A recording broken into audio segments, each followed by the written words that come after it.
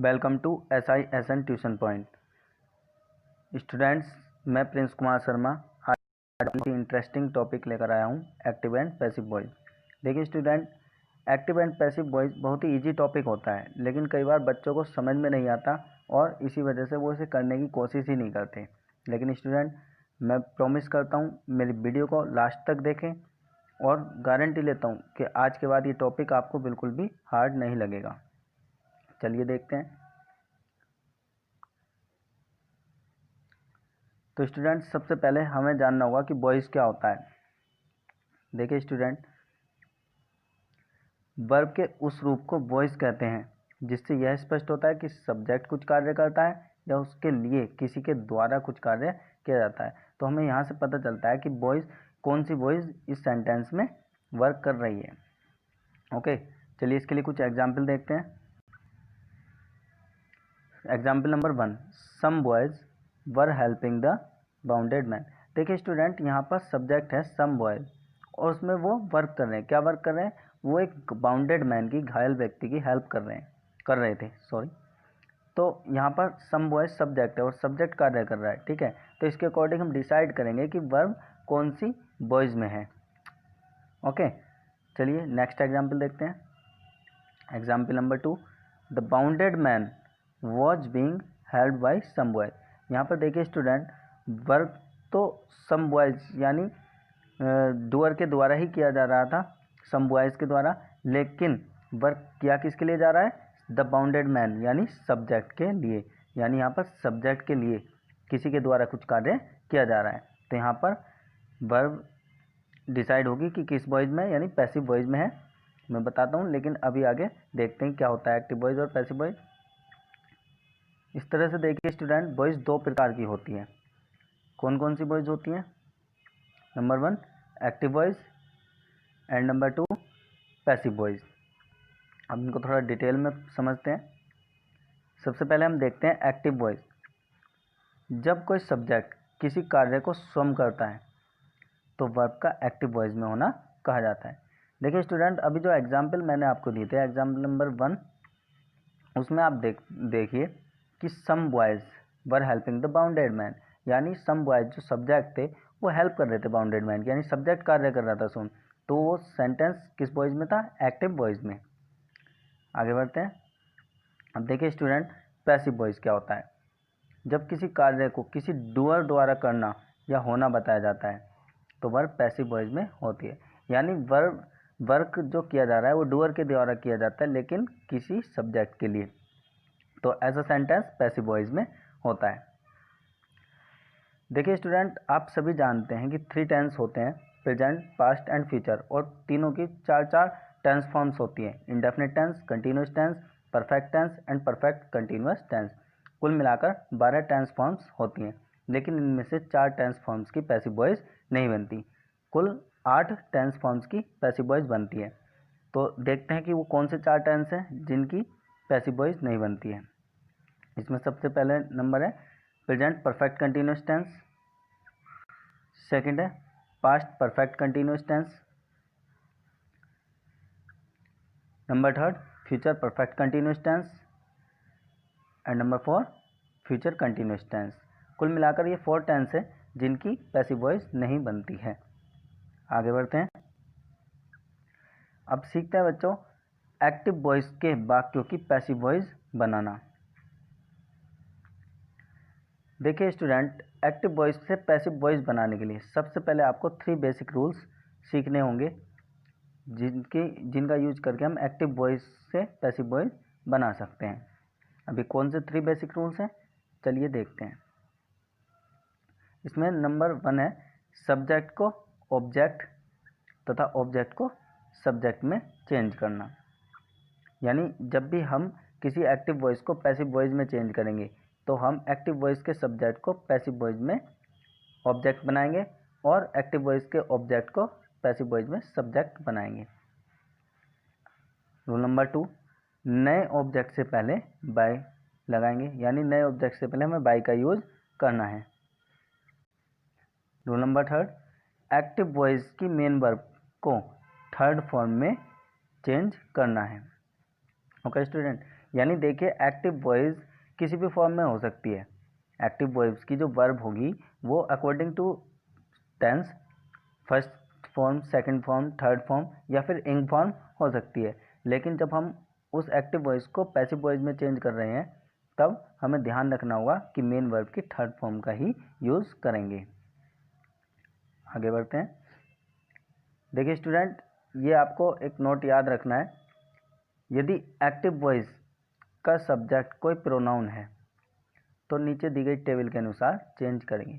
यानी देखिए स्टूडेंट, अगर एक्टिव वॉइस में हमारा सब्जेक्ट आई होता है तो हमें उसको मी में चेंज करना है।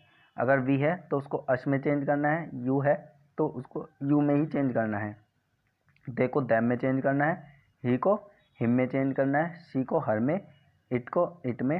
हु को हुम में। तो स्टूडेंट, एक्टिव से पैसिव बनाने के लिए आपको ये टेबल लर्न जरूर होनी चाहिए।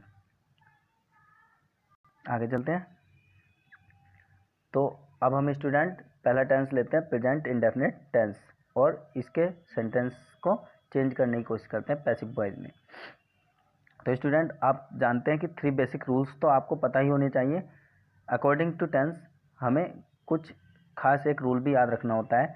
देखिए, प्रेजेंट इंडेफिनिट टेंस की एक्टिव वॉइस को पैसिव वॉइस में चेंज करने के लिए हेल्पिंग वर्ब इज, आर या एम, इन तीनों हेल्पिंग वर्ब में से किसी एक का यूज करना होता है अकॉर्डिंग टू न्यू सब्जेक्ट। यानी जो भी हमारा नया सब्जेक्ट होगा उसके साथ हम उसके अनुसार हेल्पिंग वर्ब इज, आर या एम में से कोई एक वर्ब यूज करेंगे और उसके बाद वर्ब की थर्ड फॉर्म का यूज करेंगे। चलिए कुछ एग्जाम्पल्स देखते हैं।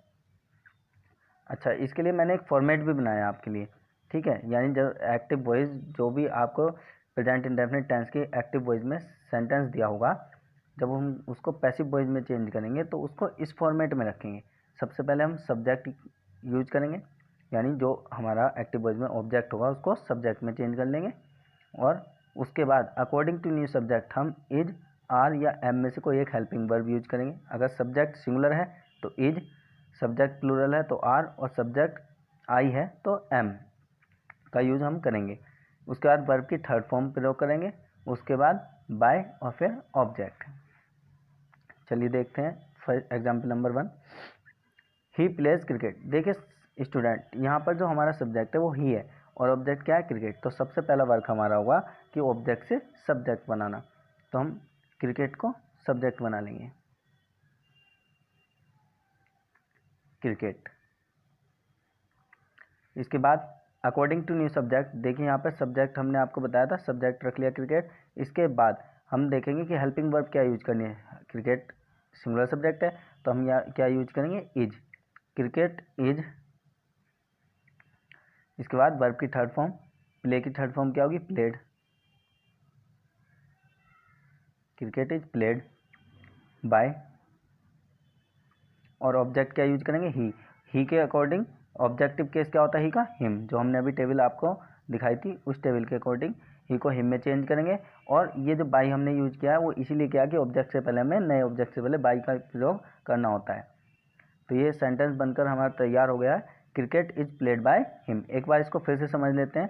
ही को हम हिम में चेंज करेंगे according that table, and cricket को, यानी क्रिकेट जो ऑब्जेक्ट है हमारा, उसे सब्जेक्ट में चेंज करेंगे।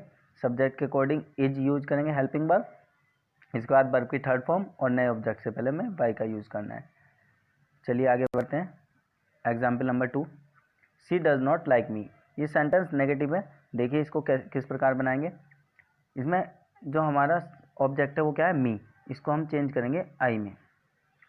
आई के बाद हेल्पिंग वर्ब एम का यूज करेंगे, आई एम। तो स्टूडेंट, ऑब्जेक्ट आई को हमें चेंज करना है सब्जेक्ट आई में। सॉरी स्टूडेंट, यहाँ पर हमारा जो ऑब्जेक्ट मी है इसको चेंज करेंगे सब्जेक्ट आई में। आई के बाद हेल्पिंग वर्ब एम का यूज़ करना है हमें। इसके बाद देखिए सेंटेंस नेगेटिव भी है तो हेल्पिंग वर्ब एम के बाद हम नॉट का यूज करेंगे।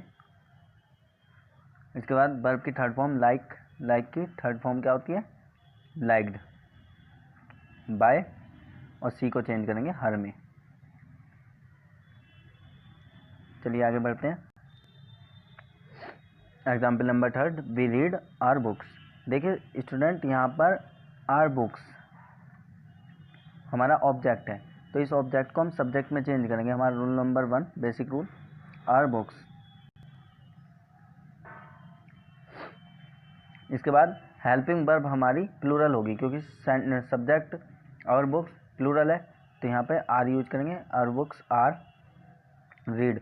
अब देखिए स्टूडेंट, यहाँ पर हमारी वर्ब है रीड, और रीड की फर्स्ट, सेकंड या थर्ड फॉर्म रीड ही होती है, तो इसलिए थर्ड फॉर्म क्या होगी यहाँ पर, read. Our books are read by, be को चेंज करेंगे अस में। ओके स्टूडेंट, आगे बढ़ते हैं। Example number 4, do you not love her. देखिए स्टूडेंट, ये सेंटेंस नेगेटिव होने के साथ साथ इंटरोगेटिव फर्स्ट टाइप भी है। अब इंटरोगेटिव फर्स्ट टाइप को हम कैसे पैसिव वॉइस में चेंज करते हैं, देखिए स्टूडेंट, इसमें जो हमारा ऑब्जेक्ट है वो क्या है, हर। तो हर को हम सबसे पहले चेंज करेंगे सब्जेक्ट में, सी में। अब सी के साथ हमारी जो हेल्पिंग वर्ब यूज होगी वो होगी इज। चूँकि ये सेंटेंस इंटरोगेटिव फर्स्ट टाइप है, तो इसलिए हम इसको सबसे पहले रखेंगे हेल्पिंग वर्ब को, इज सी। इसके बाद नेगेटिव सेंटेंस भी है, तो नॉट का यूज करेंगे, is she not love. Verb जो है वो लव है यहाँ पर, ठीक है, तो लव की थर्ड फॉर्म क्या होगी, loved. Is she not, sorry student, is she not loved by you. एक बार फिर से इसको समझ लेते हैं स्टूडेंट। हर को हम चेंज करेंगे सी में। सी से पहले हमें हेल्पिंग वर्ब इज का यूज करना है, इज सी। नेगेटिव भी है सेंटेंस, तो नॉट का यूज करेंगे, इज सी नॉट। लव की थर्ड फॉर्म लव्ड बाय, और सेंटेंस में सब्जेक्ट हमारा यू था, इसको ऑब्जेक्ट में चेंज करेंगे you, question mark. Example number 5, who teach you history these days.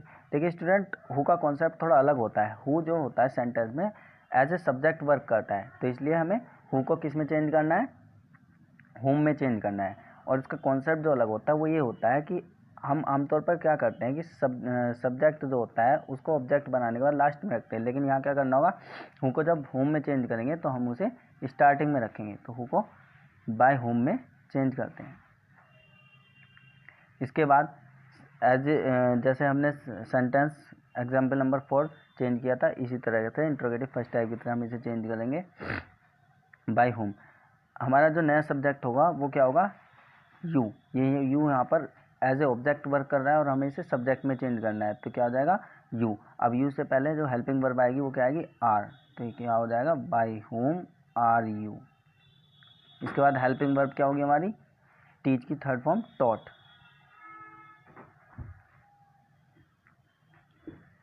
क्या चीज़ टॉट की जा रही है, हिस्ट्री।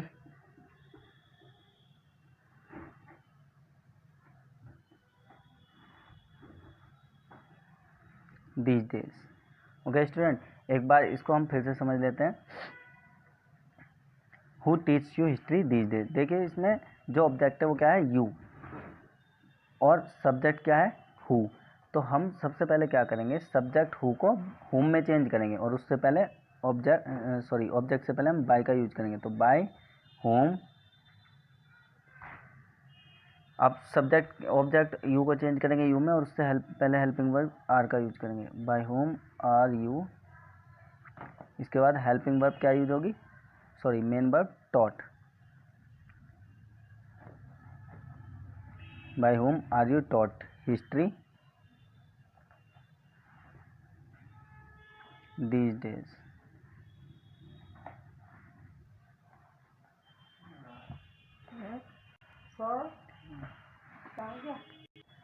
स्टूडेंट, यहाँ पर हमने टोटल जो भी कॉन्सेप्ट है वो एक्टिव पैसिव वॉइस का यहाँ पर सीख लिया है।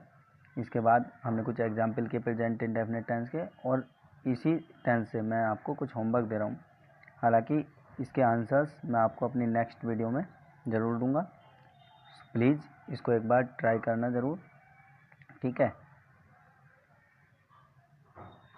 तो इसी के साथ हम अपनी वीडियो यहीं पर समाप्त करते हैं, लेकिन आप बिल्कुल निश्चिंत रहना, मैं इस टॉपिक को एक्टिव एंड पैसिव वॉइस को बिल्कुल कंप्लीट करूँगा लास्ट तक, स्टेप बाय स्टेप आपको सभी टेंसेस की पैसिव वॉइस बनानी सिखाऊंगा। अगर आपको मेरी वीडियो पसंद आई हो तो प्लीज़ इसको लाइक, शेयर कमेंट ज़रूर करना और प्लीज़ मेरे चैनल को सब्सक्राइब करना। Thank you.